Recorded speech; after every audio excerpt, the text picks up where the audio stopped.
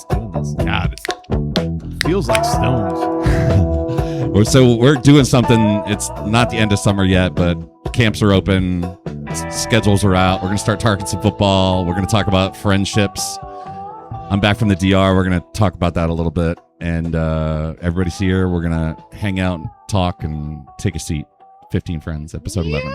I'd say all that's accurate. We're going to debate whether or not we're going to talk football. Sounds like it's more accurate with this crowd. My goodness gracious. Hey, everybody. What's up? Hey. Brian Foose, good to see you again. Man. You're on a streak, dude. Wristbands are on. I'm ready to rock and roll. I did notice when you walked in, the wristbands were on. So for all the moms, ladies out there, buckle up. It's going to be a good one. So a couple things before we jump into this thing. We officially have merchandise. What? Yeah, we have merchandise. Norm, we're going to have to figure out how to get it up on your store, please. What? Can we figure that out? Oh, it's good as up. All it's right. going to be Is good it up? it's going to be good as All up. right, there will be some This pictures. afternoon. The shirts are so good. So good. Designed by this crew. I love the shirts. Love them. We'll take some pictures and put them on the socials this week. So check that out. Also, this is big news. We are officially a 2-clipboard show. 2-clipboard show.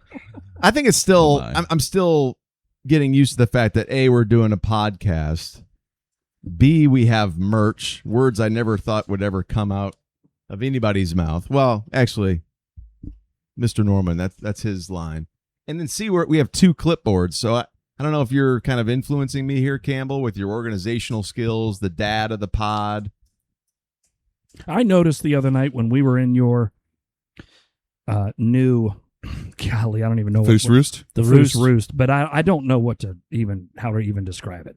I mean, as good as the Grateful Garage is, the Foose Roost is a place to go and meditate and class. ideate. When we were there, I kind of got the vibe, Foose, that you and I kind of think about things along the same line and organize our thoughts similarly. So it doesn't surprise me to see you showing up with a clipboard today, brother. Yeah. Well, before you guys came over, Ken and I took a walk that day, and the lifelong educator, teacher, and her really was giving me and giving all of us some focused feedback. And hey, you guys got to really put some thought into what this looks long term, because she has enjoyed listening to it. I know her friends have enjoyed listening to it. Families have enjoyed listening to it. So the fact that we're taking this a little bit more seriously with merch, getting some good ideas in, I'm excited. Yeah, I'm glad y'all taking it serious because I'm here for the beer. Yeah. The only reason I show up every week is to sit down, crack a beer, talk trash, and then leave. This is fantastic. What other place? You're here, according to your wife, you're here to be loud. Well, somebody's got to do it. She knows it. You hear me? She's at the pool right now. She's probably over hey, there. Mahela, you hear me? Hey, man, by the way, Bo gave me this earlier, the L on the forehead. Bo, Well, hey, me and Bo are going to have words. when you get the L from Bo, that means he loves you and you're Yeah. special. You've Love, made it. dude. You've made You're it. special. You're official. He goofed on me in front of a bunch of other adults. I was a little embarrassed. So Me we and Bo are are gonna talk we about are it. officially on episode number 11. 11. Like 11. Biggie said, the sky's the limit. Officially on episode number 11. Today Oh, we're going to break down or have fun with Jeff on his return from the Dominican Republic. Just got back from a family vacation. Ooh, the DR. I'm going to take off these reading glasses if nobody else minds. I would like it if you'd leave them on the end of your nose for the rest of your life. Frank. Chuck Schumer. We're going to tease our passion for talking about football, but Yes. probably not going to get too deep into it today. And then finally, we're going to probably have some healthy, not tough. We're just going to talk about Real talk. We're going to have some real talk. We're going to have some real talk. So Check the T-shirt. who wants to pepper Jeff first? Jeff, talk Well, to us so- first of all about the whole Yep. trip down there. Yep. So supposed to leave on Sunday, the 19th. We get to the airport, go to the counter, and we are 2 minutes late 120 seconds. to allow bags to be checked for the flight. Oh, And the 4 people standing at the Frontier counter, I'm going to drop names, have no suggestions on what to do. No. I'm like, well, what can we do? They're like, just shaking their heads. And I'm like, guys, like, this is a trip. We're I get it. You have policies. I understand policies. That's how things work in the world. 2 minutes. So we ended up not flying out. We ended up coming back home. They rebooked us the next morning for the same flights. So in my way of going to the airport, we were there 2 hours early. Yeah. Because that's what I normally do. I like to be. I'd rather sit in the lounge or the gate, knowing that I'm not going to miss my flight because of these sort of things. So we get there. It's great. Get to the DR. Beautiful resort. Had kind of 2 resorts built into one. The seaweed this time of the year is a little it's intense. Intense is understatement.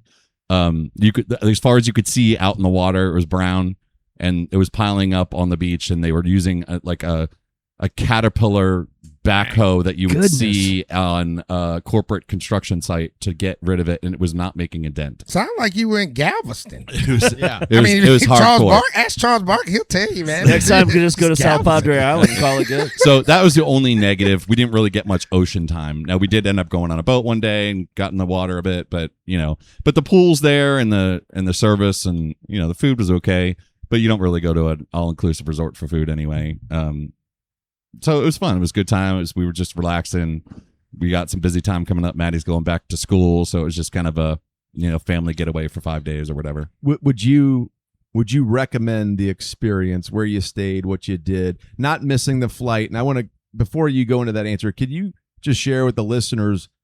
You said 2-minute cutoff. You missed it. So, but how close were you? 2 minutes. So they say. But 2 minutes is an hour before boarding, okay, you need to have your bags checked. Gotcha. Okay. So we were 2 minutes late after that hour cutoff time. Gotcha. Which is fine. It's policy. I understand. They've got a job to do.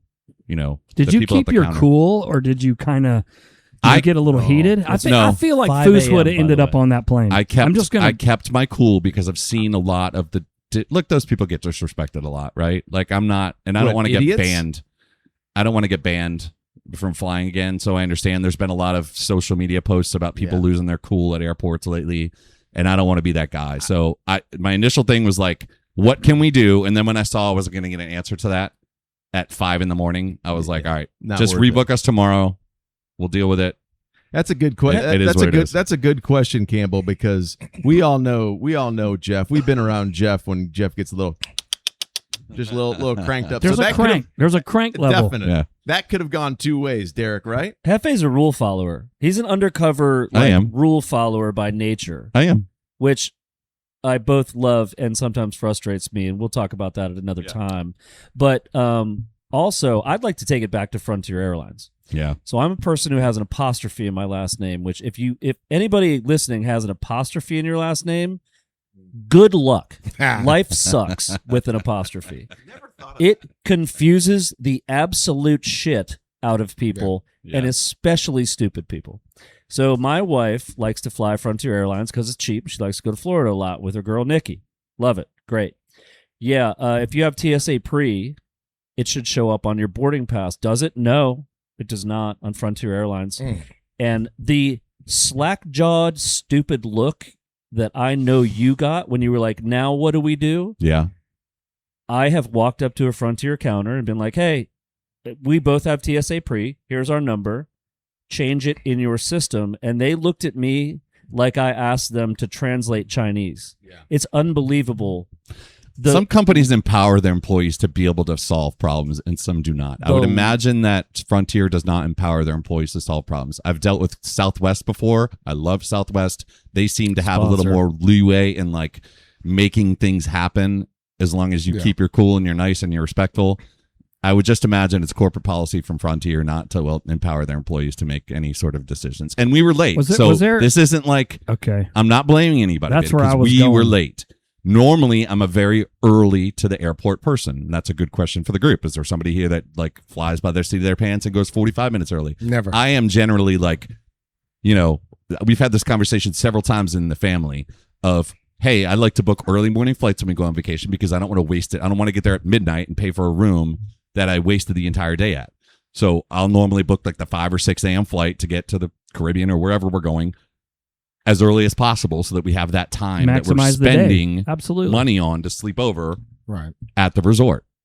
Normally, I'm very pushy Well, I've been called the airplane guy, and I get in my airplane mode by my family. So this time I was kind of like, all right, y'all decide when we leave for the airport. This isn't a blame thing. It's just a factual statement. This is where I was going So to go. I wasn't next. very pushy. This was a lesson. So then this was a lesson. When Monday came, I said, instead of setting our alarm for 4, we're setting our alarm for 3:15, and everybody's getting up, and we're going to get in the car. Our bags are all packed, and we're going to get to the airport real early, and then we can sit at the gate for an hour. Knowing you, So I'm that's what we surprised you didn't make them sleep in the car. Nah.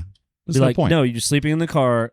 I'll get in it and drive us to the airport at 3. No. I love it that you love your family so much. You're not saying the thing that we are all I don't hearing. know because I don't. I could have made that call. I could have been like, "Hey, we're leaving," but I'm always called the airport. I get my airport mode according to Maddie and Michelle, and so I didn't. I was like, I'm not going to do that this time. Well, Well, it really sounds he ended like, up coming out anyway. It sounds like you have fully embraced your summer of Doug. That's the right. fact that Yeah, you that's did right. not That's Take your- completely take your damn shirt off. freaking I'm lose it. trying. Get right? I'm shirtless, trying. have a good time, get the wild fresh haircut. Like you, man, you're an inspiration. The fact you didn't lose your complete total shit.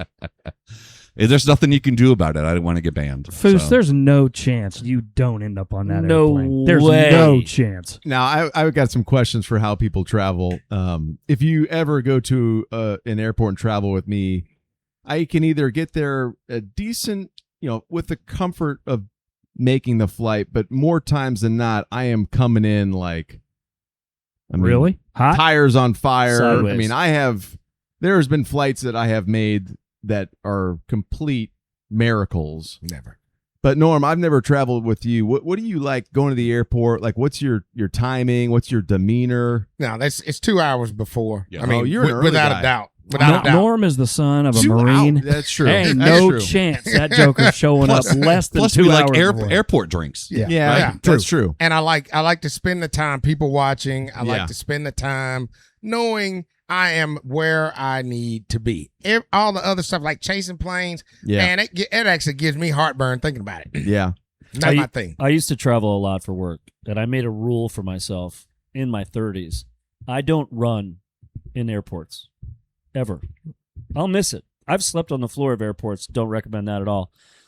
But I don't rush. And if you're an RDU flyer, there is a breakfast grit bowl at that restaurant right at when you go down the escalator from TSA, Yeah. just to the right there. The long line. They do breakfast pretty good. Yeah. Pretty good. See, that Pretty just good. that's I one. like to just get in That's there the early, 1%er terminal. knock out some breakfast.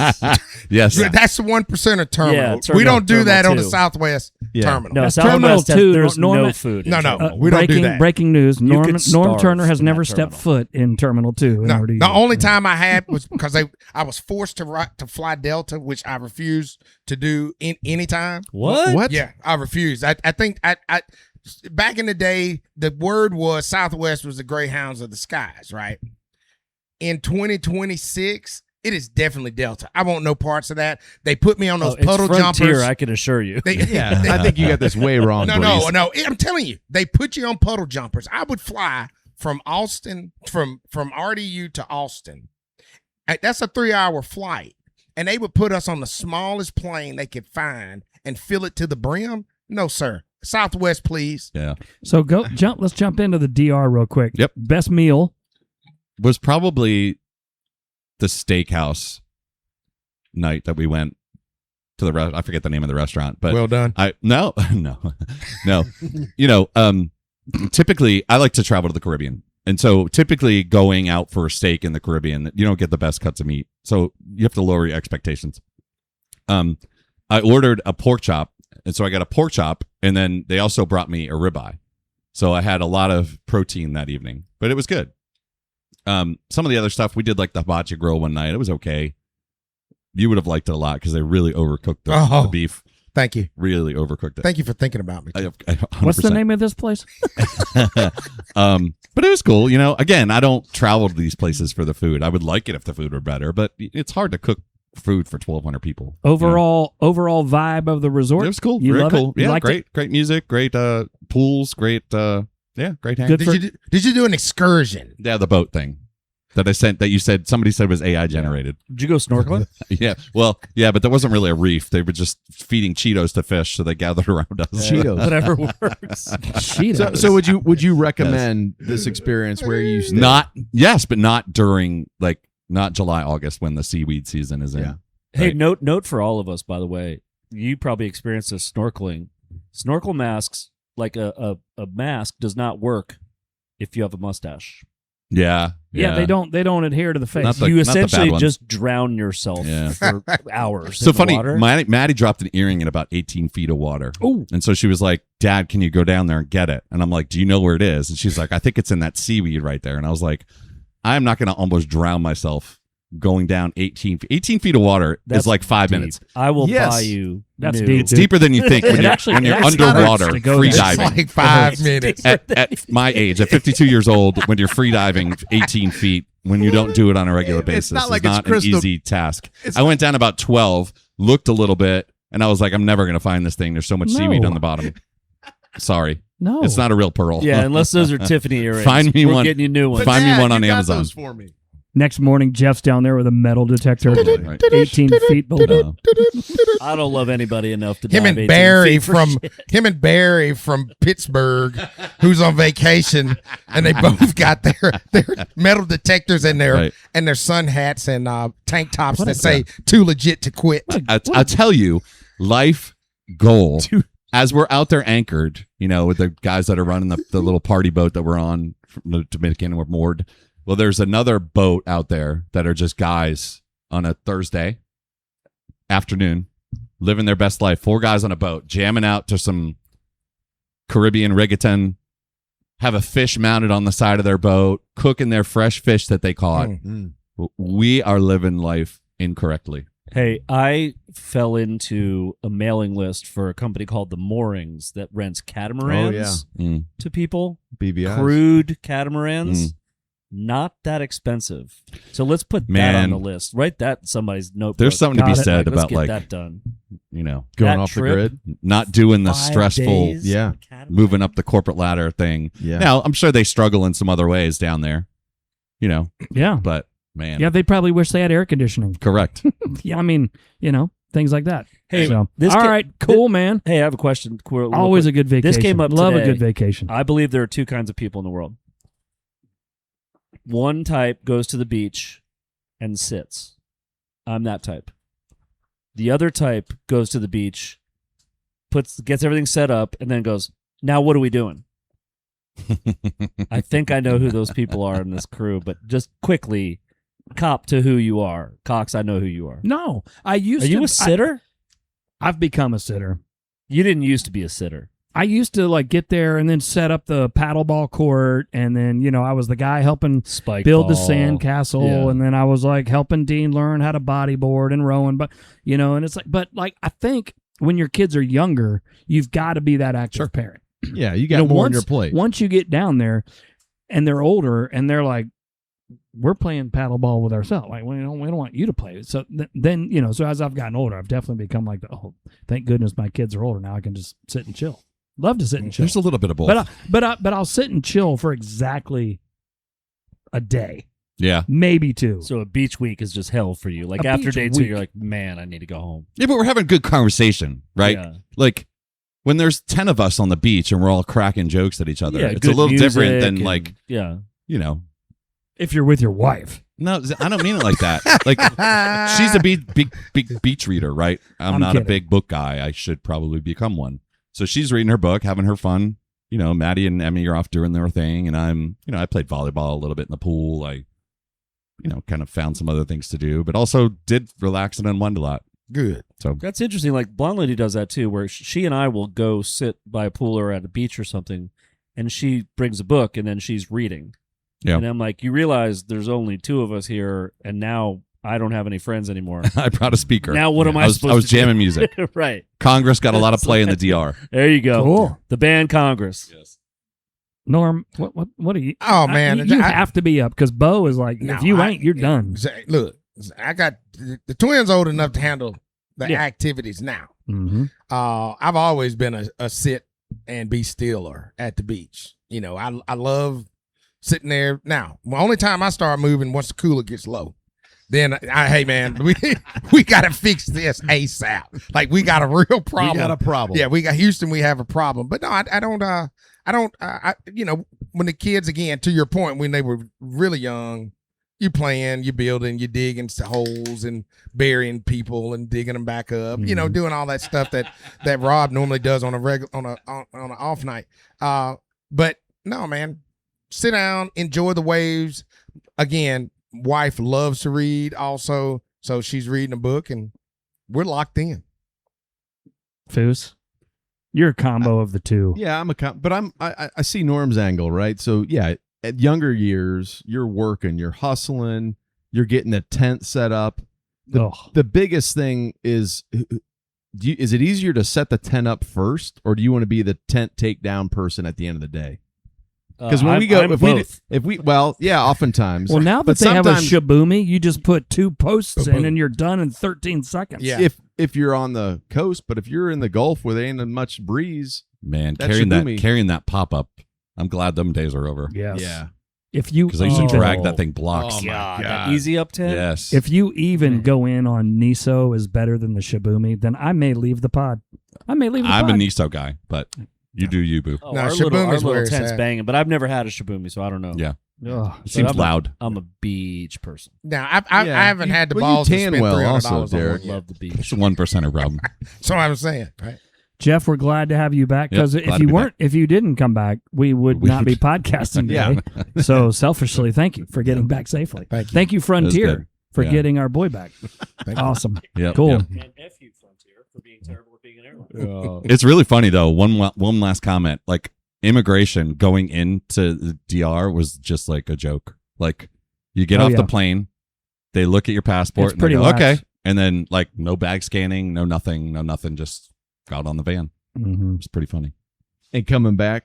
Coming Different back, experience. I saw this thing that said $30 per person VIP through immigration and customs. Looked down at the regular room and saw 450 people lined up and said it's $90 done. Done. We were through sitting down and eating Taco Bell at the airport. Unbelievable. Damn. You ate Taco Bell at an airport? They didn't have many options. It was You didn't Wendy's, eat- Oh, no, I Wendy's, love Taco Bell, I mean, Pizza I'm Hut. with you. You didn't eat the lettuce, did At you? the DR, that's all they got. Yeah, that's Those all 3, they had. and like a That's hoagie an American place. problem, sorry. You know, Caribbean nations, I found this out in Bahamas as well, love KFC. That's KFC true. is like Yeah, everywhere. their jam. Carson said they love it in China. It's everywhere. It's insane. There were lines at KFC as we were driving by. So Anyway. we're transitioning into a topic that's kind of become debatable, questionable, controversial in this group because we've talked about World Cup. We've talked about, we love hockey. Yeah, there's lots of things that we talk about, but like there's a little reluctance to jump in and start talking about football, college football, professional football. Like what are we doing? Like why are we what's the we don't have to talk about it. It's fine. You guys all look like you're Oh, I love mean, it. yeah. I mean, Yeah, you know me. I'm a Saints fan through and through. Everybody that knows me knows that. I am a Ole Miss Rebel fan, but I am officially boycotting the SEC this season. So I'll be watching only ACC football. I didn't but- realize, just to pause you for a minute, that you were in boycott mode. Yeah, I'm boycotting the SEC right now. Explain that. Well, Get into it. The fact of the matter is that the majority of SEC schools are in states that have done some very dangerous, drawing district lines, redoing stuff. State houses are doing like very discriminatory actions towards black communities in the South. And quite frankly, I am a realist. When 90% of your team is made up of black athletes who probably come from those very areas, are bringing you billions of dollars year after year after year, I can't get on board with continuing to support a league that hasn't spoke up. At least speak up. They are quick to speak up and say they're going to leave the NCAA or create their own thing. But when real life, I'm talking about the real deal in changing voting districts, redistricting, doing these things that have been in place for years to create some level of equality in voting. The state of Alabama is a prime example. I mean, they have completely destroyed the voting districts so that one particular party or another can get the seat. Favoritism, right? Yeah. Favoritism. And, politics aside, people can believe, I grew up in a house where you didn't talk about politics and religion in mixed company, right? So there are some things I want to say, but I also need us to understand the SEC needs to do better. Those schools, University of Alabama, Auburn, Georgia, Tennessee, Texas A&M, I mean, I call them out. Ole Miss, Mississippi State, LSU. I call you out because you have an opportunity to just be heard. Okay, you don't make a difference. All right, whatever. But those players that are on that team, those black players that are bringing in millions and billions of dollars year after year, I'm just taking a step back. So I am now, this season, I'll be watching a lot of Carolina. I'll be watching a lot of Big Ten football. I may be a Purdue Boilermaker fan Arizona by the end of the State. week. Hey, jump on the ASU. I mean, don't let the devil. Yeah. So that's where I am with my boycott of the SEC and college football to a degree this season, because I felt like they missed an opportunity to speak up. I have a question. SEC This is an honest question. Whose responsibility is it? Right? Because in today's world, the athletes really hold more power than they have ever. Yep. From your perspective, is it the job of a head coach? I'll just make a name. Let's pick a name. Let's say Lane Kiffin. Yep. To say, hey, what's happening in the state of Louisiana is not democratic, without being political, right, or as being as unpolitical as apolitical as he can. Yeah. Say, and this directly affects these athletes to whom I'm beholden. Like, I owe these kids representation. These are children. Right. I'm the grown-up. So I owe it to them to say, hey, this is BS. Like, I don't like what's happening. Now, whether they can do anything about it or not, or is it on the athletes? Like, we've all read, like, every black athlete in the SEC should just be like, hey, guess what? I'm turning my pads in. Yep. I'm chilling. Deuces. But those kids are getting paid. Yeah. Those kids are paying their rent. They're taking care of their families with the money they're making from NIL, or some of them are just getting an education and going to school. Right? They're kids. They're probably not really thinking more globally.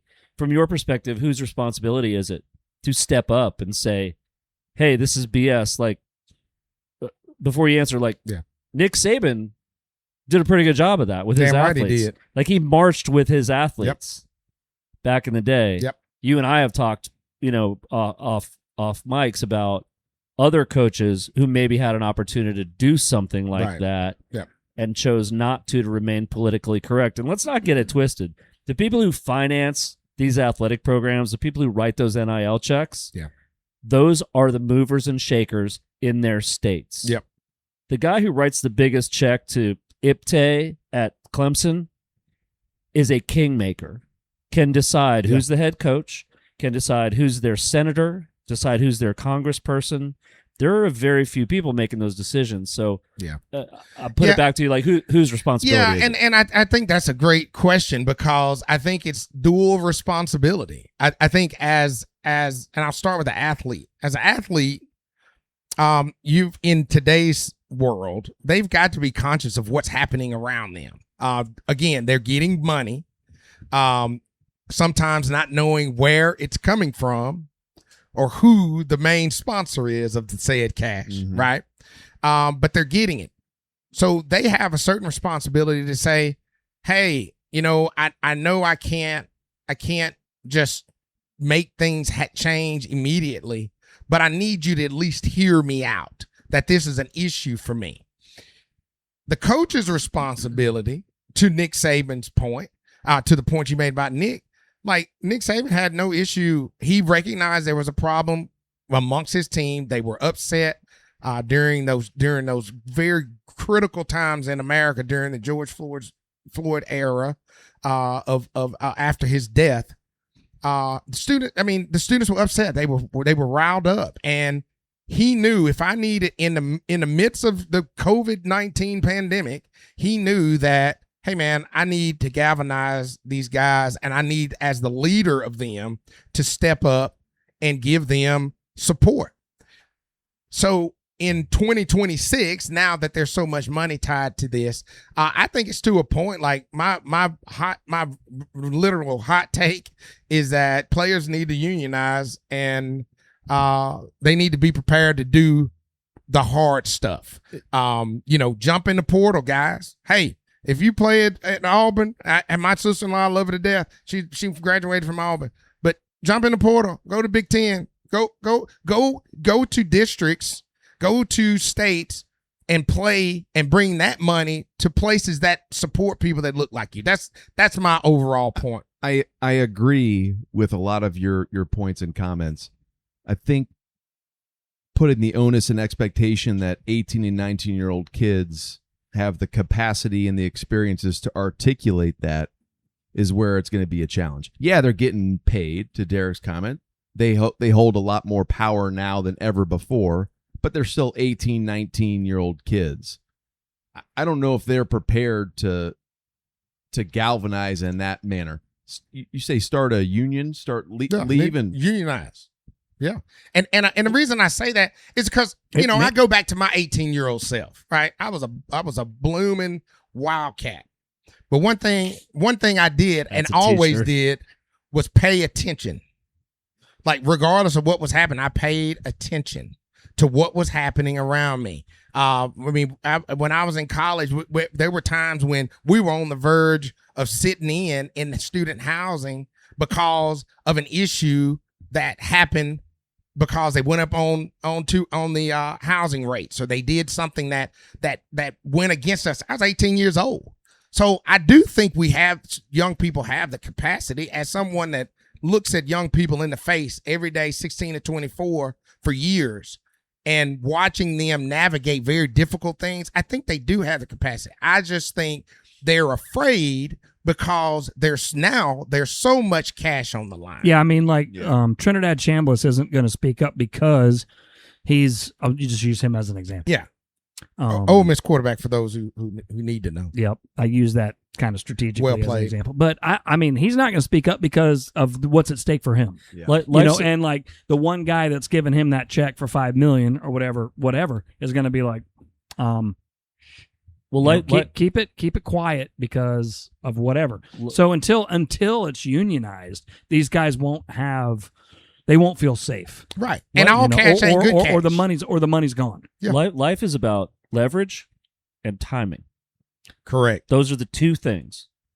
You find out how much leverage you have when you run your mouth. So if Trinidad Chambliss runs his mouth, does the guy who writes those checks say those checks have now stopped coming? Right? And from an athlete's perspective, though, the way I would be looking at it, and this is presumptuous of me, and I'll say that up front. If I'm a black athlete in the SEC at Ole Miss, say, or at Tennessee, or where Tennessee's gross, by the way. The gerrymandering's terrible, and both sides do it, and let's just get that out on the table. But if I'm a black athlete at Tennessee, I look at these guys who smile at me and pat me on the back and show up at practice and got me my Lamborghini or whatever, and go, cool. You love me on Saturdays when I'm fast, and you fuck me on Monday when you go to the council meeting or when you make decisions about how this state is going to be run because you want it run by you and your boys. Yeah. And maybe the kids aren't conscious of that. Maybe all of them aren't. Some of them I'm sure are. Yeah. But that's kind of a gross relationship, right? And it's like, from an athlete perspective, you're like kind of you're making a deal with the devil. You're like, I'm kind of whoring myself out. Yeah. Because I'm a very talented person, and the people who want to pay for this talent don't care about me as a person. They care about me as an athlete. And when I stop being an athlete, like Trinidad Chambliss, when he's 48 years old, the guy who's writing him a check right now, you think that guy's going to text him once a month and be like, hey man, how you doing? That Right. guy's probably going to be No. dead when he's No, he'll be 48. paying the new Trinidad Chambliss, Right. and he doesn't give a shit about that dude. You could say that about even at a lesser degree where a lot of us work, right? Like, I mean, it's the 100%. same thing, right? Loyalty I mean, it's doesn't just, No, it exist. doesn't. Right. No. I always say this about like, and this comes from a person who's been laid off a couple times. People who talk about loyalty to an organization, just remember this: if they decide to fire you, while HR is talking to you, they will be cutting off your access to everything. Yep. And they will drop it on you in a heartbeat, Yeah. and they will not give you 2 weeks' notice. They will tell you to take your ass on home. And that's the biggest business lesson that I think young athletes need to They're learn. not your friends. They're not your friends. Like that, and that's why they get pissed about guys jumping in the portal. You know, 'cause they don't hold coaches accountable for jumping jobs. You've recruited me since I was in the 10th grade to play defensive end. I come play, and then I'm there for a season, and you jump ship to go to More money. greener pastures, right? So then Which I- nobody blames the coach. I don't blame the coach. He's Yeah, going for to the do same for the same thing. for the same reason. I Yeah. don't blame the players. Yeah. Jump ship, go where you're wanted. And I think it's important for young athletes, especially black athletes that are in the literal throes of this. They are making so much money for these people. And the fact that their opinions or their livelihoods or their face of who they are, their families, their communities, people they care about, those things are just to Derek's point. You love me on Saturday, Mhm. but you screw me on Monday. It's the classic Janet Jackson. What have you done for me lately? If you're not running that ball, I don't see a point for us to have a relationship, which is fine. All right, I know our relationship now. And the relationship today versus like when Herschel Walker was back. I mean, Herschel Walker was just been going to use him as an example Mhm. because we don't really know. But let's just say he or Bo Jackson were just handed bags of cash, Yeah. right? Or whoever, insert whatever athlete at the time. Yeah. Right. And now it's a face with if you drive into University of Georgia now, every third billboard was the name of that. Who was their tight end that was such a badass who's now with the Raiders? Brock Bowers. Brock Yeah, Bowers. yeah. He was being represented by a local law firm. So every third billboard you went into. So now there's an association with Brock and the business entity, and all these things. So it's like the stakes are a lot higher. Was it Before when Bo Orgeron? Jackson was just, or whoever, was just given a bag of cash Yeah. and he could deposit it. Oh, and he got a brand new car that didn't look like any of the other players on the team. So the whole stakes in the game has changed completely. Was So it it's, Ed Orgeron it's very said complex. Orgeron said we used to go through. He said it on Bussin' with the Boys. He said we used to go through the back door. Now we go through the front door. Yeah. Yeah. I'm going to check back in with Norm on September 28th and see how the boycott's holding up. Yeah, and I think it'll Boycotts hold are up. so hard. I think it'll be hard because I'm an Ole Miss fan. Hotty Like toddy. I'm a fan of the Rebels. Well, you're also a fan of good football. and I love And SEC so football. by boycotting SEC, Yeah. you're like you're now going to say like You're I'm saying gonna I go won't watch, talk to hot chicks anymore. I'm gonna go watch. I'm gonna purposely go watch a movie that everyone is saying is a shitty movie to go watch. right. I just want to That's a great quickly point. quickly phrase here. You say boycott, but on a previous episode, you said SEC passed the crown to the Big Ten. Yeah, and that's part of the boycott. Okay, so Yeah. that's No, and that's part of it because the writing. So is on, that are you a fair weather fan then? no? It's the writing on the wall. I mean, this. I'm telling you right now. You mark my words. When the portal opens up, after this season, there will be a mass exodus out of the SEC elsewhere.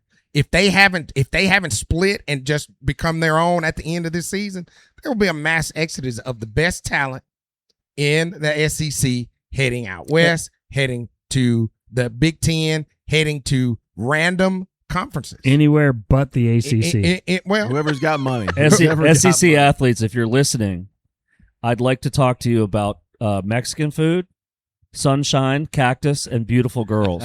and they got plenty of that where? Oh, Arizona State.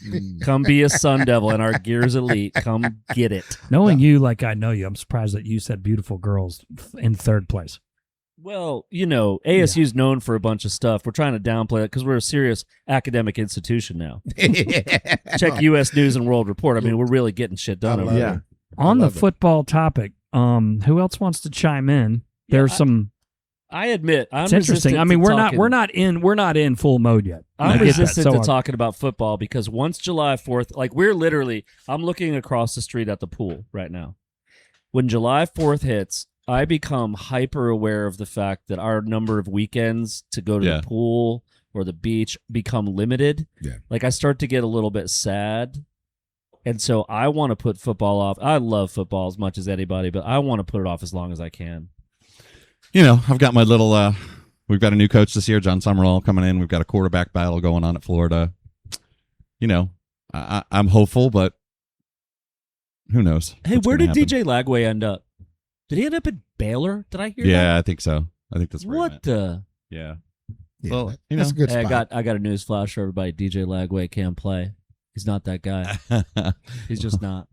Yeah, I mean, Florida's a hard place to play, though. Yeah. I mean, it's a hard place to be quarterback. 100%. There's a lot of pressure. There's a lot of Heisman trophies laying around. There's a lot of elite quarterbacks that have been their players. I think it's just hard and stressful for a quarterback to play at Florida. I think those things, when they go to a Baylor and come out of their shell because they don't have those outside pressures, like, okay, you can go to Baylor's in Waco. Yeah. Waco, Texas. Yeah. Right. Okay, you can go out to the bars of Waco. It's like, hey, Chip and Joanna. right, Chip and Joanna. That's what Waco's about. He's gonna go redo their Chip and Joanna's gonna redo his dorm room, and do a big reveal, and he's officially a Bear, right? Aren't they the Bears? Yeah. Yeah. So I think the pressure of that That's a for good Lagway. take. Because where does Baylor fit if you're stack ranking your Texas college football programs? You got Longhorns #1, right? That's a definitive. Texas Tech. Texas Texas A&M. Tech. I mean, it's A&M, A&M's and then probably above. Baylor. A&M, A&M's Texas. above Tech, Tech's right? better than A&M, Oh. though. I mean, Tech has Tech's been got more more relevant. money, it seems like, lately. Yeah, they got a dude. Yeah. They got a dude who found some oil in the hole. So Baylor, SMU. yeah, SMU's in there, TCU. So there's a lot. TCU. But to your point, Baylor is not the high pressure SEC world, the Florida world, but not Yeah. even the high pressure Texas world. Yeah. I leave Agree. to go use the bathroom and come back, and we're talking Y'all about tricked my ass Baylor into talking about football. talking Damn about Baylor. Well, we started talking about DJ Lagway left Florida Okay. to go to. Yeah. Okay. Kid's got a little ruly. Yeah. You know how it is. You know what happens when you go away. It's hard. It's hard for me now to keep up. Like we talked about this. We chatted about what we're going to talk about today. So I did a little research. I didn't even know ASU's quarterback's name. I knew he was a kid from Kentucky, Cutter Boley. Okay. What a He's name. No, Cutter? He got alpaca hair like all the kids, a floppy hair where you're like, hey man, get that out of your eyes. I don't know. And I said this, we were talking before the show. Here's the only question you have to ask yourself if you're a college football fan before the season. Do we have a quarterback? Yeah. If you don't, have fun. Like, you'll be praying hockey. Yeah. It just is what it is. Like, if your quarterback's no good, I heard Trent Dilfer years ago say this, and he was like, you can miss on a quarterback once if you're a college coach. If you miss twice, you're fired. Yeah. Like, you get a guy, and he's not a guy. All right, cool. You get another shot at it. You get one more. Cox, who's your quarterback this year? I don't even know. His last name is like, he's got like a. Is it the kid we saw play He's last from year? Alabama. He was in the same. He was Clemson only offered 2 quarterbacks in that class. It was Arch Manning and this kid. And if you give me 8 more minutes, I'll come up with his name. It's not that But kid it's- 17 we saw play last year. Yeah. Yes. It is yes, him? Yes. Yeah, he was yes. pretty good. I didn't Yeah, mind he's him. not bad. He's Yeah. not bad. He's a big kid. He's Despite fast. He's the very L. athletic. Big He's dude. got a little bit of pressure from the number 2. So that is going to be interesting to see. I'm not ready to get into it yet, but I've seen some prognosticators predicting Clemson's overall record this year. And I was looking at the schedule and looking at the key wins and key losses, and it's potentially starting to look a little bit more optimistic leading into the season. Yeah. But this happens to me every time. It's Correct. a mousetrap. Yep. Correct. It's a mousetrap. Not every time. No, but A lot. The last this few is- years. and I said this on the last podcast, is like I get this like emotional roller coaster going on this time of year. I just want to know, like, when do you all think it's appropriate? So the teams begin practice August 1st. Yep. When is it appropriate for us to When is have college our season open real up? to End of begin to start having some. There's Halloween some shit in the stores already. I can talk football. Some in-depth. Exactly. Well, I know that we're not fully prepared from a data. We can go get a background, all 4th of things. July pumpkin right now. Let's go to Lowe's. And by the way, Norm, like I loved kind of how you brought in your angle, which Yeah. you're so great at today. That was good, powerful. Kind of got us. It's true. Because it was. I mean, no one would have ever gone that direction. Yeah. You know, so I thought that was cool. So I'm just curious, when's everybody feeling like the floodgates are ready to open to really get after it? I think for me, like August 15th. Mm-hmm. But you brought up a question. You made me think of something, Campbell, because you are a Clemson fan and you like to remind people. And I love Danny Ford, Big Chaw, the whole thing. Bless you. Thank you. Sorry. But I think schools that have had like little blips of success, right? The thing that's always interesting to me is they then think it's their birthright to compete for a national title every year. And that's probably the pressure at Clemson now, right? Is like every year, if it's not a national title or you're not a contender, it's a failure. Auburn's the worst case of that. I lived. Cam Newton dragged those poor assholes to a national title one time. That Literally. roster was awful. Yeah. In college, I was a And they think they should win it every year. It's a great point. I was roommates in college with a kid who was getting his PhD, but his undergrad and his master's were from University of Florida during the Danny Werfel days, and they won, Jeff, 2 championships under Spurrier. No, one. Only one. 96. They only won one. Okay, so but if you encounter a Florida, and I love to use Florida fan as an example because it's very recent. When Steve Spurrier was there and they won a national championship, University of Florida was on top of the football world. Period. I mean, like Right. they were. You could not beat them. We were owning the SEC, and then we won a national title once under Spurrier. And then you were beating people by 78. On the points. road. Yeah, on the road, Yeah. running the score. Well, we had the up. run and gun, right? Favorite quote from Steve Spurrier: "Coach your kids better." Yeah. So as a Clemson fan, and if you go back and you look from when I was probably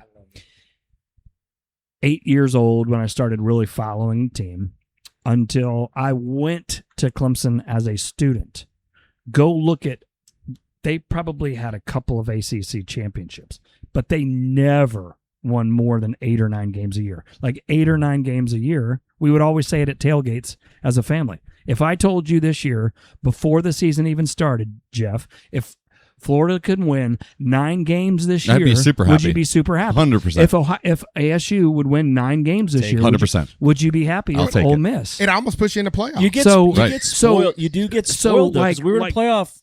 We were in the playoff 2 years ago. They kind of reset the expectation for me. Yep. Like, I'm realistic about who they are, but it is hard to like eating an 8-win season when you've been relevant late in the year. Yeah. It's kind of grimy. Like we went to Clemson last year. It's like that's not a terrible football team, but we go and watch them get beat by SMU At home. and everybody there is just like, "Oh yeah, we're terrible." It's like, well, you could be actually terrible. We talk about that in any sport. Like, do you want to be irrelevant? Right. Yeah. Because there are some schools that have been irrelevant. They were terrible forever. by recent standards, which Right. probably what is recency in college football? Can we go back? 20 years. No, maybe. no. less than that. No. You got to go back 5 to 8 Yeah. years to be like, okay, so how good is Clemson compared to how they were 8 years ago? Like they're in a dip. I get it, but outsiders that come to me and be like, hey, is Dabo in trouble? Y'all, like, again, Right. look at. Okay, I did Let's this. relax. I did this exercise one other time. There's a website that will show you every college football program's Win total.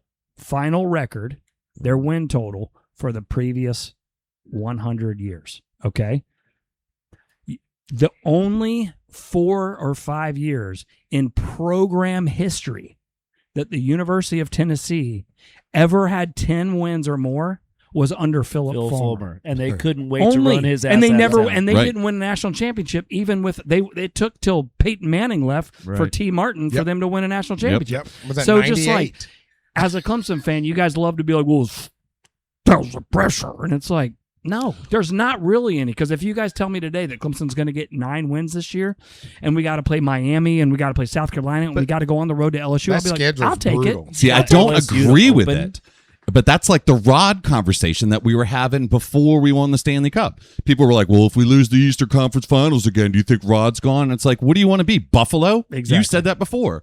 Like, I don't agree with this stuff. Now, our previous coach is a whole nother conversation because he only put up 5 offensive plays a game.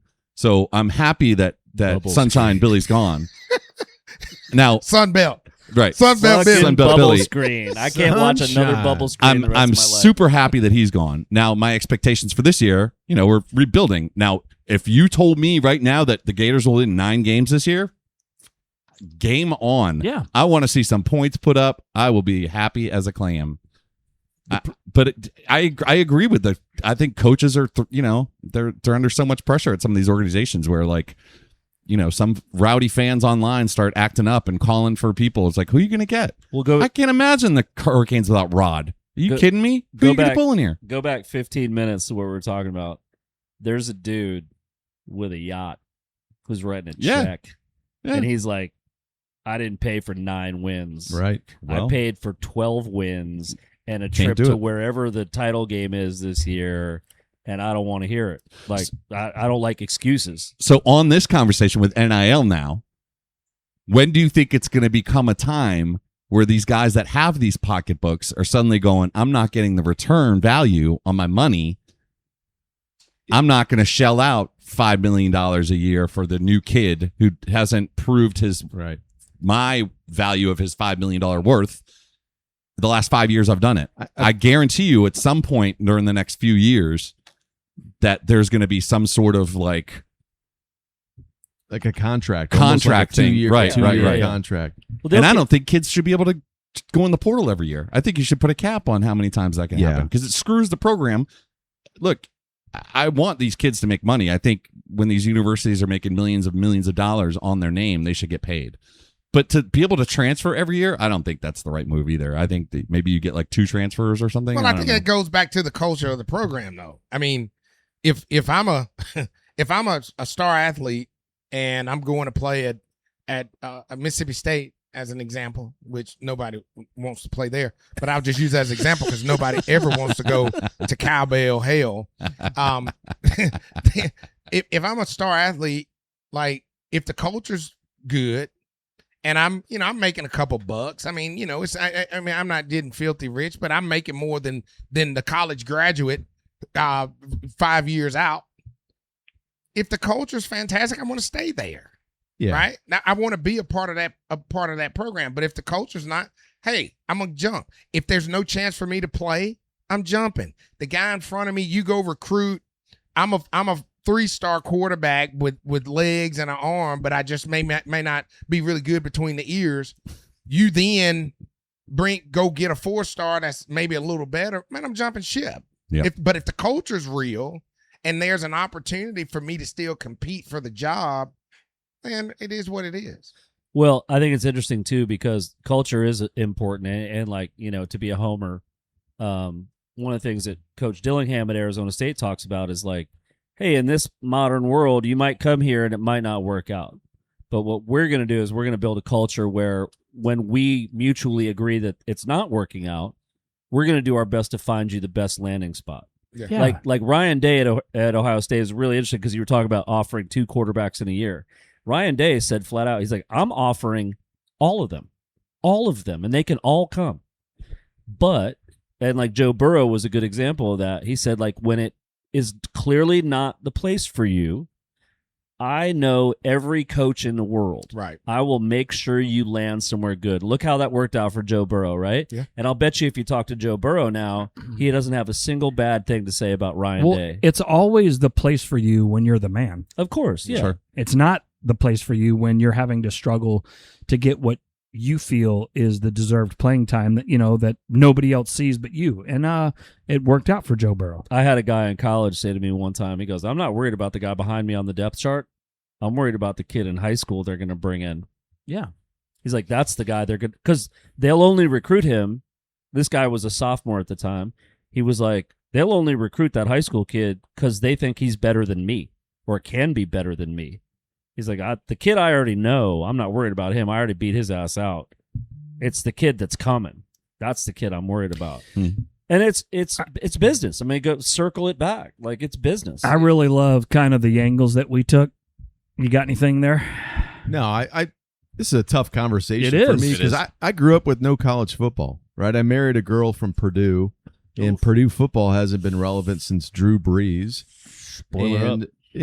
And so I'm learning and cheering for all you guys, but I got nothing really to add other than, well, go ahead. You did announce before the pod something that intrigued me, which was, I think you're going to announce a team that you're going to pull for this year. Yeah, we're going to have a team reveal For Foos. October 15th. We're going to do it. October 15th. We're going to do Just it. gonna see if We're anybody's going to good. do a team reveal. Yeah. Is that too early? Should we do Is that too late? November? Is that If you're- Maybe November. If your 15th? team's 1-4, Yeah. Yeah. Foos is out. You're And out that's of- a great Thursday night, October 15th. Ah. It's So- a great Thursday night. Go for it. I So love is it. bribery in play? Like, Yeah. if you were to happen on a really nice looking extra large Sun Devil hoodie, that might influence Yeah. your Yeah. thought Is process. this? I think we play this out. Is it like draw it out of a hat, and so a hoodie's worth like 3 or 4 ASU? I mean, you tell me. Look, mean, I got a kid at ECU. We could have a lot of fun going down to ECU hey games man, this we year. went down last year. So, I mean, there's that. Yeah, and and it's I'm- a cheap ticket. Who I doesn't won't want to root argue for that. a pirate? Arr. Can I ask a technical question, Jeff? Would it be hard to haul all this gear down there? No, Where are we setting it up at? broadcast we're not doing from it the in an parking RV lot? though. We're staying in hotels like adults. Yeah. Can we do it from a parking lot? Yeah. Well, Yeah. why not? Okay, cool. Yeah, awesome. Awesome. Cool. Hell Well, yeah. it feels like then in about 3 or 4 weeks, we're going to start to jump into this thing head on. Yeah. So, but I love the takes that we've been talking Yeah. about today. Oh, There's we'll like a all- lot. There was a lot of depth. I feel like to We'll it. all know the 3 deeps by then. We'll know everybody on the depth chart. We'll be ready to go. Yeah, Chris ready to Chris go. Vizina is Clemson's starting quarterback. Chris Vizina. And then be ready Is to that, talk a- about is that an Saints Italian football. fella? You guys got a wop? He taking snaps? He doesn't look. He Jesus. doesn't look. He doesn't look Italian. He looks. He is from Hoover. He's from Hoover, so he Oh. got out of Oh, the he great went to state of Hoover? Alabama. Yeah. How about that? Now that I did. Who's the He's a Saints Buccaneer. quarterback this year? Tyler Shutt. Okay. He's working out with the GOAT, Drew Brees, right now. He's the same And- age as Brian Foos. And I'm telling you, yeah, they're the same age. What? He's a little bit high on the depth chart He when played some it comes to age. But man, he's working out. He took all the wide receivers to San Diego. They've been out there for like 3 weeks Jordan working. Tyson. Man, fantastic. Sun Devil Jordan We're Tyson. winning the NFC South. Period. That's not going to happen. I'm just telling you. Bucks And have- we can get more Baker into it at Mayfield has another something to point. say but I'm about that. telling you, Ugh. Jordan it's Tyson, protect your neck. Baker And your Mayfield just hamstrings. had a kid. He's useless. Oh my god. He's changing diapers He and disagrees. wiping We could do a snot. whole Baker Mayfield episode this season. We're It's doing gonna it. happen. Yeah, Okay. yeah. Yeah, That's my let's do guy. a Baker Mayfield because I go back and forth. You and I have some interesting side You texts. know I used you to love hate him. You know you love him. I don't love him. I don't love him. Yeah, I you think do. he's a Have bit. you of watched the new quarterback on Netflix? Uh-uh. I He's think in he's- it. I Is think it he's a- out already? I Oh, think yeah. he's a bit of a. I told you that prick the in other real day. life. I watched it on my trip. Oh no, I think Baker's in real a life, sweetheart. I don't I'll think guarantee so. it. No, I guarantee he's a Yeah. sweetheart. We need to No. get him on the pod. Baker, I let's bet- get on the pod. Let's find out if you're a prick or I not. bet he's an only child. Baker, holler at your boy. No offense, only children. Hey, I'm looking around the room like, yeah, shit. I'm basically an only child. Yeah, no, you aren't. You aren't. You're a soul of the universe, brother. Cool. Well, I look forward to when we get a little bit deeper. Yeah. Speaking of getting deeper, one thing that we talked about on our planning session up in the Foos Roost, and Foos, you should probably kick us off here. I think this is kind of your lane. We talked a little bit about the uniqueness of what this podcast is really all about. The name of the podcast is 15 Friends. That comes about from a text thread that we are all on, where there are 15 unique souls all on the text thread. One thing that I shared with you all this past week, that in my travels, and I do travel quite a bit, I have started asking colleagues and customers and friends, etc., about a little bit about their personal lives. Nothing too deep, but I'll ask them a question, something along the lines of, "Hey man, what do you do on the weekends? You like to barbecue? You like to, like to go to the pool? You like to play racquetball? Whatever the case might be." And then it's always Racquetball. not racquetball. Is it 1982? Not racquetball. Not racquetball. Delete that one from the record. Pickleball. Yeah, pickleball. But one question I always ask them is like, hey, man, you got some buds you're hanging out with, some good buddies, some friends, and more and more I'm finding that fewer and fewer people that I ask that question to have a decent friend group. You know, the common response I get is, yeah, you know, when my wife has somebody over for dinner, I make conversation with the husband. Or I got a buddy down the street that I occasionally, have a garage beer with or something. But there's this reoccurring theme in my questioning about there's just a lot of people out there that don't seem to have a core group of buds to just go spend time with. And so the question of the day, and I'm sorry to be long-winded here, was, are friendships hard?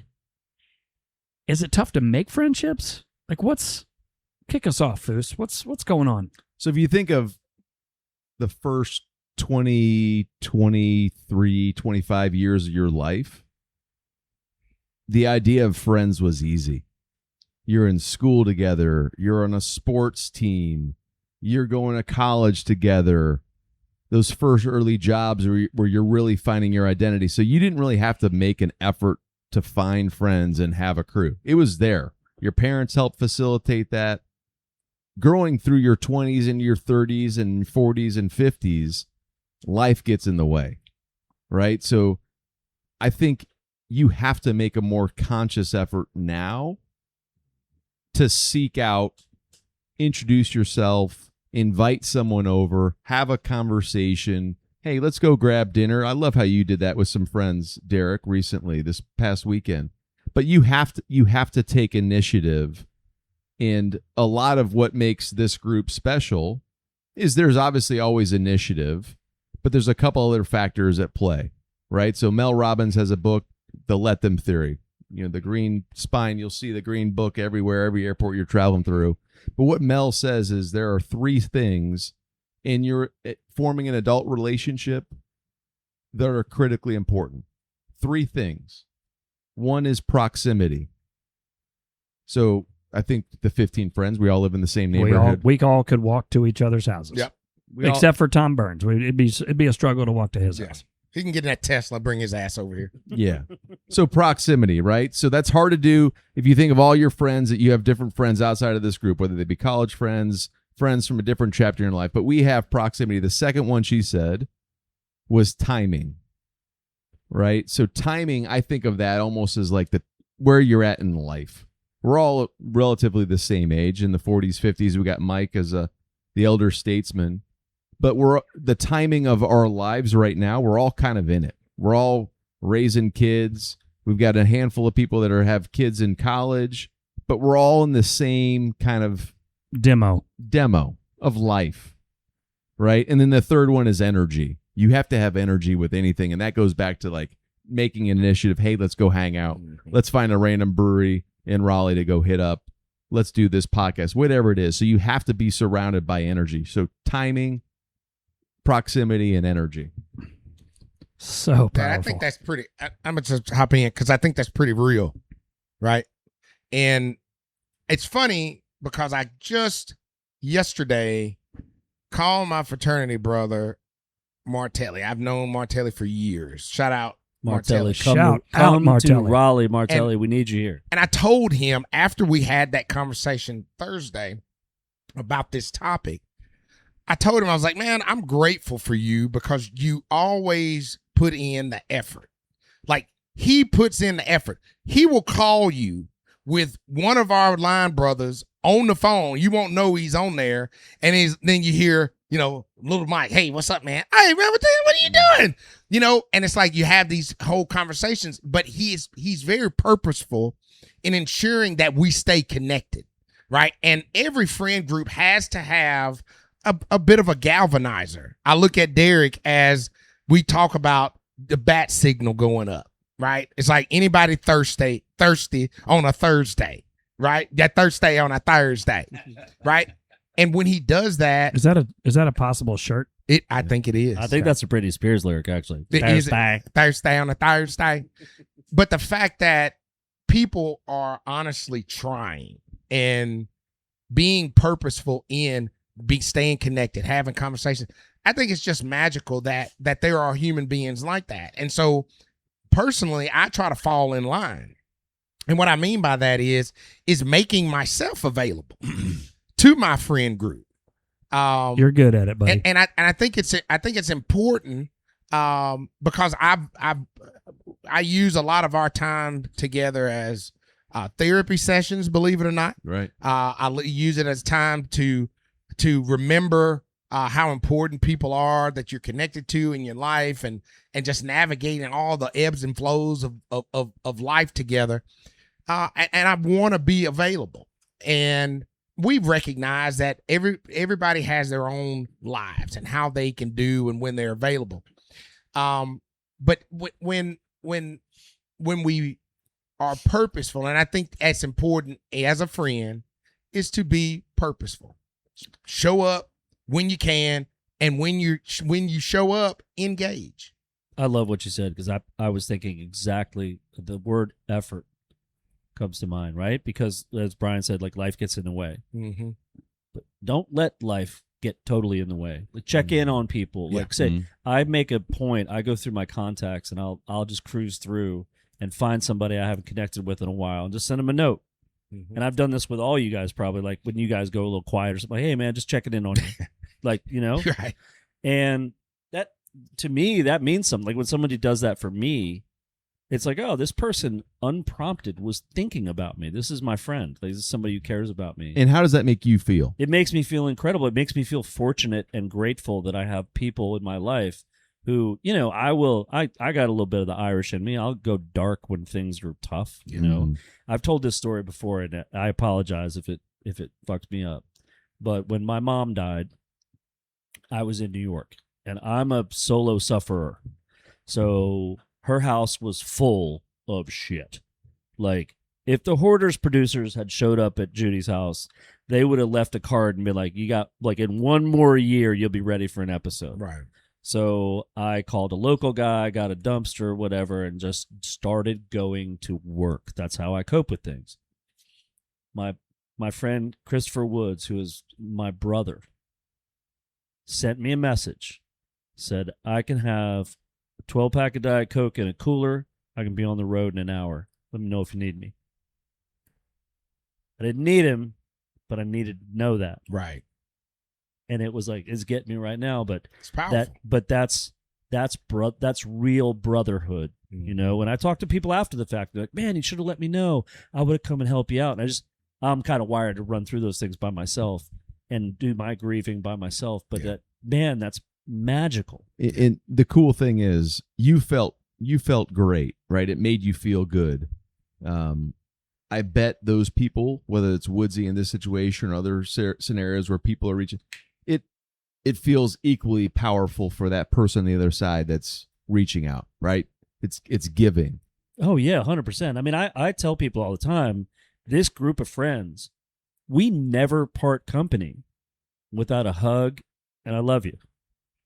Ever. And I didn't do that as a young man. I didn't do that nearly as well as I probably should have. But one of the things I love about this crew is how intentional we are and how honest we are about how we feel about each other.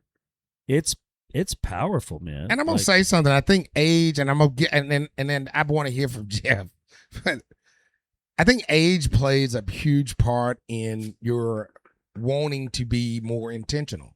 We're constantly looking at our own mortality in the face. Like, as the years go on, so do the sands of time. Like, I end up, it's days of our lives, right? You talking about my stories right now? God, that's good. So, and it's like, we end up looking at each other and saying, hey man, like, we might, hey, life's good, we're doing well, we're taking care of ourselves, but we're living life. But things are, at some point, man, everybody's got a date with the upper room. If you've ever seen Life, when Martin busts out the upper room, room when Jesus. That time is coming. Finally. Thank you, Norm. Everybody has a date to the upper room.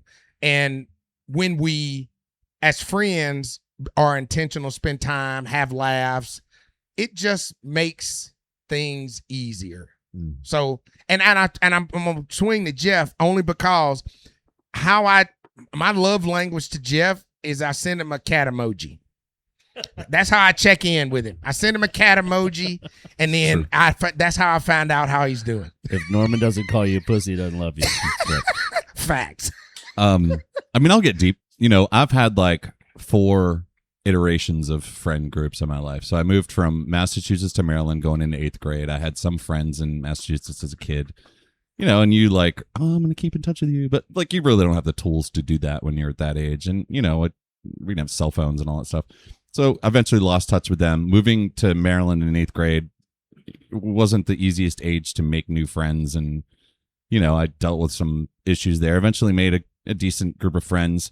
Those friends I don't really even, and maybe 1 or 2 of them that I keep in touch with regularly, other than like Facebook with a thumbs up on your birthday or, something like that. And then when I went down to Florida, I made some friends down there, but it's different parts of your life didn't really make like a lifelong friendship down there, I wouldn't say. Seasons. And when I moved to North Carolina in 2005, I got married quick, had a baby quick. So there were some like friends that I made, I'd call quote unquote friends, but not people where like if I went silent for 6 months would call and check up on me. And so people say like, why do you have a podcast as a, what do you want to do this for? Well, I mean, we have a lot of stuff on the schedule, but this gets another thing on the schedule where I get to hang out with guys that I love to chit chat and bullshit with and talk shit with. And so this for me is then therapy, like Norm said, or whoever said it. And I will never take this group of friends for granted because I've been without a good support group of friends for a long part of my life. And I never want that to happen again. So good stuff. And I think just to wrap this up, that's what obviously makes Jeff your story unique, but we all share those same stories and experiences, and that's what makes this group unique. And I think for the listeners, you aren't listening because we are the experts on college football or the I am. Bite your whatever. tongue. Yeah, How dare you? whatever. You want to do a Saints come marching in on the Certainly way not out? You want to soccer. sing that? No, maybe later. But for the casual listener, that's what makes this group interesting because they can create the same kind of group. They aren't going to find these kind of personalities, but it speaks to it's possible if you're observant, you're curious, and you're outcoming and getting people to buy in, to really be genuinely interested in others. I'll be forever grateful. Specifically, I'm going to call somebody out to Derek because when like the reason I found out about this group is because Derek brought me into this group. When our wives started hanging out a little bit, and then we decided to kind of move to this neighborhood, Derek had already integrated me into the friend group that had been here.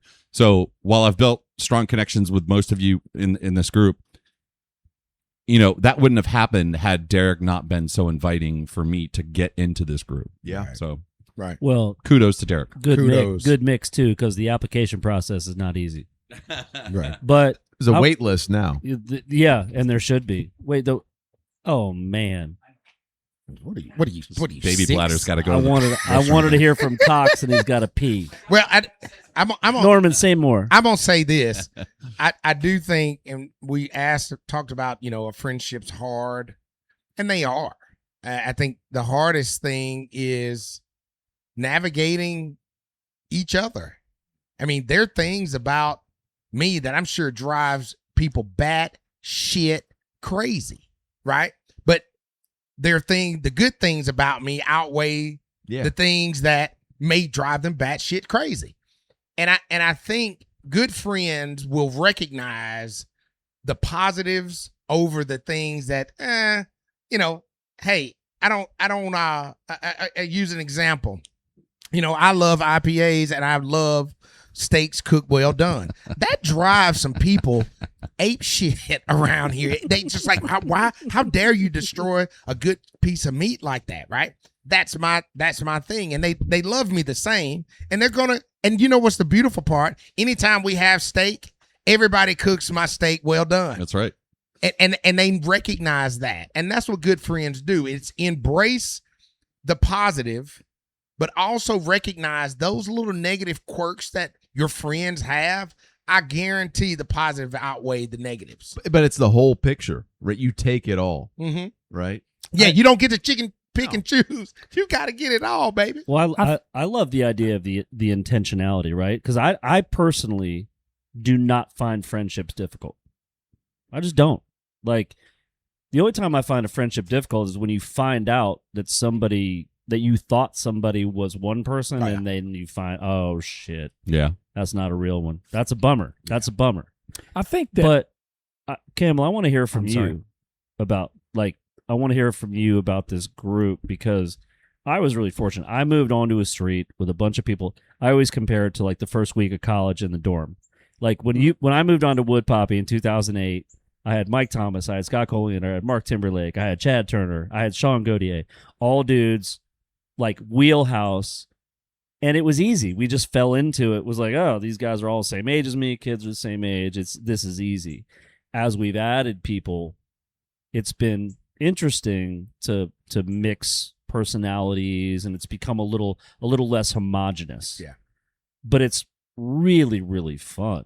And I don't find it difficult at all. I'm wired to you joke all the time, Campbell, about like I'm an includer. Like my thing is like, hey, if we invited 10 people, wouldn't it be more fun if 12 came, or 15 or Right. 20 or 30? And sometimes that's great, and sometimes it's not amazing. But I want to hear from you about like what your experience has been, because you came a little bit later. But then, like, you were a person, I know that when I met you, I was like, I love this guy. Like, it took me I'm a good reader of people. I always joke about a 6-second rule. 6 seconds, I know if you're somebody I want to hang out with. And in the first 6 seconds, I was like, this cat, I love this guy. The first day you and I met, at the end of the evening, you were like, when I was saying goodnight and gave you a high five, you were like, bro, whatever it's going to take, I need more of you. I remember that. I'm serious. I remember that. And I had good energy that night and was probably fun and, on my game and all those things. But when I moved to Raleigh, initially, my work was first and friends were way down the line, because I also had young kids, Right. and had no interest in meeting people. I really didn't. I am a absolute social butterfly. And I love hanging out with people and things, but and then when I found out about the thread that people were included on, I had to figure out a way to get on that thing, because that's where the cool people were hanging out. So once I was kind of in on the crew and was able to come hang out and get adopted in and meet people and all those things, it just kind of became, I'm like you, Derek, man. It's easy for me to meet people, meet new friends. It's just not difficult for me normally by nature. I want to touch on two things real quick. We're at 117, I so think- it's running long. I think Foos's Mel Robbins bullet points kind of nail it. Proximity is so huge and energy are so huge, right? And timing, obviously. Timing kind of seems to be like the no shit part of those three bullets. Energy is so important, but we talked about it the other night in the Roost. There has to be an inherent want to. Yeah. Has to be a want to engage. I didn't necessarily not want to go to Main Street Tavern last night. No. I didn't not want to. I just, in that moment, I was with my family, and that was so you could Well, come we up were with- doing field. We were doing field you could research. come up Hold with, on a second. You could come up with Hold on a second. I get home at like time 10, with those at 10, sponsors. Yeah. at 10, at 10, and by 10:05, and then Rob. I don't know if I should say these words, but There I'm going was to a anyway. bet. It says, Rob, first text, gay. Second text, so gay. Third text, mucho gay. Fourth text, mucho gay. And I He was was like, feeling dude, I want to go out, but I am so tired and gross from traveling. yeah. I was like, I'm not doing that. Well, that is a nice thing when you got 15 in your crew. When you're rolling 15 deep. yeah. you have the opportunity, the luxury of staying home or spending time with the family, right. and there's enough good energy to fill the void. And you put it out there, and if you bite, you bite. I mean, there are times like you all were out one night, and I just was not feeling it. Yeah. I was like, hey, man, they got it. They hold it down for me, and I'll show up next time. So I completely understand. And that. no offense to anyone here, but like, if you show up and you're not Norm, I'm like, dude, why didn't you just stay home? Stay at the crib. You know, and it's not like I don't want you to bring your heaviness and be like, it's not great at home. Like Saturday on last year's beach trip. Just right. There's a place, right? There's a place amongst friends when you bring that. Foos, right? before you leave, you got anything to say? Foos has to roll. No, I don't have much to add to this. I think it having this conversation, which could go a lot longer, having this on the heels of the college football conversation, I don't know if the two mesh very well, because we're obviously clearly going with this episode with this topic. I don't have much to add. Yeah, if I did, we'd be here another half hour. I know. I would like to add one last thing. It requires a vulnerability, right? Like Campbell, as you were talking, like I'm thinking about the fact that you've shared with us like your amazing family, not just your wife and your kids, and like we watch your kids grow up, and Kelly's amazing. But getting to know your mom and dad, getting to know your sister Katie, like there's an openness that's required for real relationships, and we all have friends where you're like, yeah, that's my buddy, but you don't know anything about that person. Yeah. And something that's cool about this experience for me has been I've gotten to know you guys. Like I've known you guys a long time, but I've gotten to know all of you on a deeper level, and I hope you have gotten to know me on a slightly deeper level too. And that's cool. Like I tend to be more of an open book than most people, so it's not hard to figure it out. But I think that vulnerability is cool, and I would hope that the people listening to this, their takeaway would be, hey, let me get in my contacts and find a person I haven't chatted with in a while, and check in on them and say hello. Yeah. And then when you do, know I love them. And then when you do, ask them who the hell's going to win a national championship when you do. Yeah, because that's what friends do. Yeah, like we talk about a bunch of random shit that sometimes, man, it's good. Sometimes it's not. Man, that's what friends do, and I think we do it very well. There doesn't have to be any strings attached. Just fire a bunch of cat emojis at people all day and see who answers. Yeah. So cool. I think now's an appropriate time to get going. I do have one final recommendation, just real quick. We did go to see the Odyssey last night, the movie, and I cannot sing its praises enough. It was a fantastic movie. It was the only. I was explaining real quick. It's the only movie I think that our family has all four of us have gone to go see it, and for about an hour and a half from the ride home through dinner, we talked about nothing but that movie for about an hour and a half. So go see the movie. Awesome. Who's in that movie? Hold on, tell me who's in it. Matt Damon is so it's Homer's The Odyssey, which is like the book that you all read in school. The one I've read, the Cliff Notes, the yellow and black. Norm, you'll love it, man. It is a very cool movie. And the ending is so cool, man. Sean Avery. Holler at us, Sean Avery. Hey, come on. So, Jeff, take us out of here, man. So that's episode 11. The hour's fun. It's good to be back with my boys. We'll try to do some side pieces this week. Maybe we'll see. I don't know. Thanks for Main Street Tavern. Follow us on Instagram and Facebook, and we're going to get out of here. But I appreciate y'all. You don't have to take your clothes off to have a good time. We can dance and party all night and drink some cherry wine.